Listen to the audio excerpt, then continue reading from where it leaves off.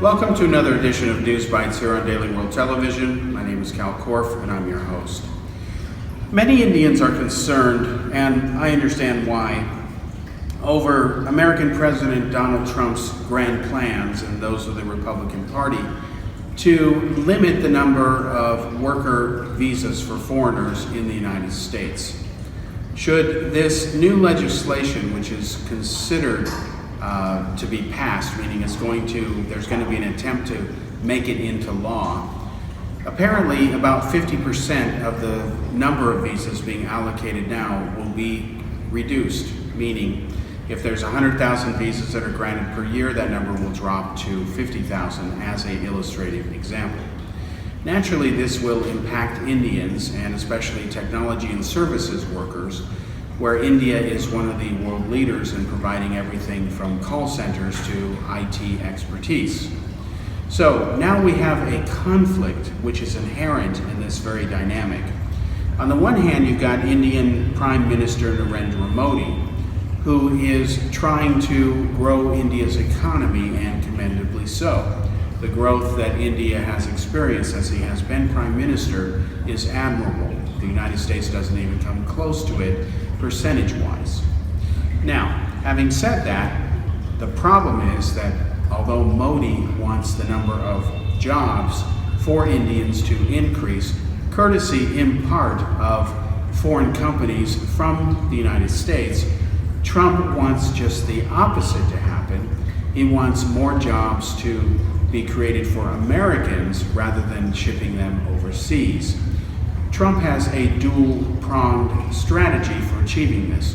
One is to supposedly penalize, this is what he's talked about, American companies who outsource overseas. Take Apple, the world's largest company in the history of business.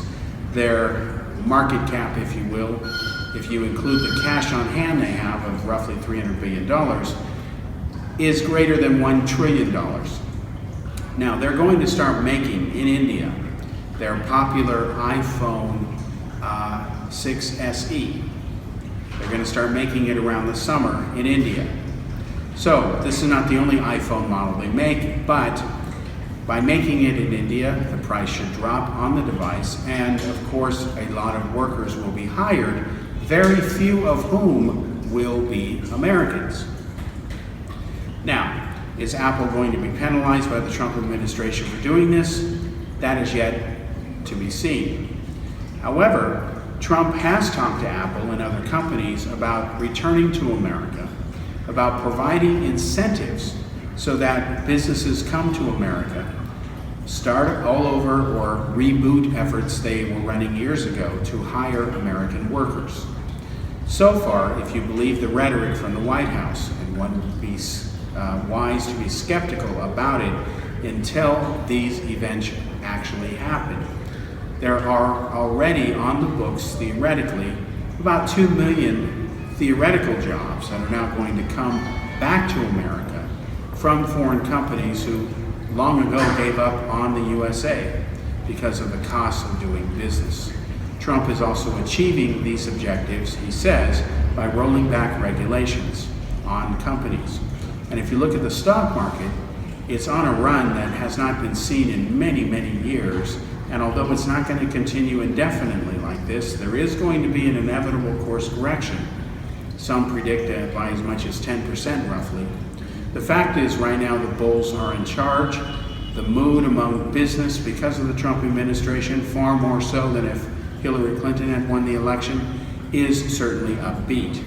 But at the end of the day, this must ultimately end up being about a lot more than corporate profits. It has to translate into jobs, decent paying jobs, that American workers can enjoy like they used to many years ago. We must remember that for over a decade now, the middle class has continued to shrink in the United States. This has been the fault of the past administrations who have never done the right things to prevent this from happening. There is a right-wing myth that outsourcing has been the main cause of this. No, actually it's been automation and increased efficiency and the application of the web and computer technologies. Those have accounted for losing more jobs than outsourcing overseas. Some of the outsourcing estimates hover around 15%, depending on where you draw the line and how you define what is outsourcing. If you're getting a component of an electronic device made overseas, but the rest is made in America, what is outsourced and what is not? Where do you draw it? Do you consider the whole thing to have been, where the final assembly might be done somewhere else? Again, there's this mixture of elements, and the division lines among this are not always very clear. And regarding outsourcing, we have to remember one impending reality, which is further continued automation. This is going to impact the globe worldwide, and I'm not exaggerating. Let me give you just one example. Foxconn, who had at one point as many as 1 million workers making only Apple's products, they have announced that some of their factories are going to be 90 to 95% automated with computers and robots. That means that tens of thousands of workers are going to lose their jobs.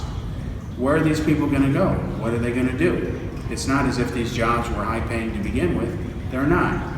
Slave wages in Asia are as cheap as $1 or $2 an hour, much cheaper than 15, 20, 30 bucks an hour that these companies would have to pay in the United States.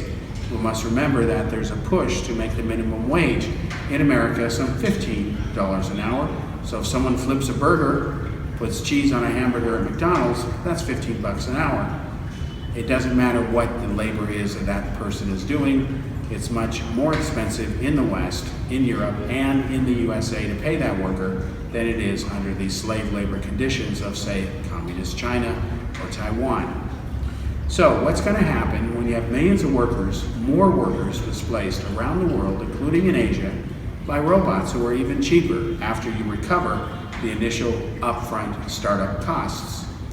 Nobody has an answer yet, because this has yet to happen. And this is why there are a couple of European countries who are experimenting with an idea of giving people a minimum amount of money a month, whether they work or not.